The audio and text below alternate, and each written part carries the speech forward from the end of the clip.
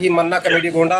और हम आज अपने दुकान पर बैठे हैं, बहुत ही दिनों के बाद में आज हम यूट्यूब में लाइव में आए हैं। और जो भी भाई साहब हमारे हैं देख रहे हैं हमारा वीडियो, तो वो हमारे लाइव में जुड़ जाएं फटाफट। तो आज बहुत दिनों के बाद में आज होली का पर्व है, आज से 3 दिन और बाकी बचा है। तो होली के 3 दिन पहले मैं लाइव पर आया हूँ और भव्य होली समारोह का आयोजन किया गया है।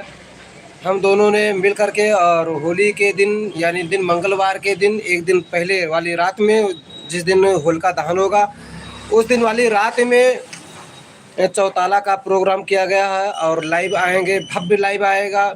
जो भी बताओ कहाँ पर स्थान पर आओ कौन स्थान पर? क्या? अरे लाइव कहाँ पर है वो? कौन लाइव? वह जो आवाज़ है, कौन है? वह जो भव्य लाइव वाला व्यवस्था किनका है? जो न मेन विधायक हैं और सांसद हैं।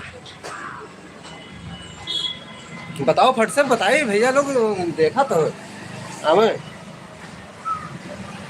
बताइए भैया, तुम्हें सबका समय आओ।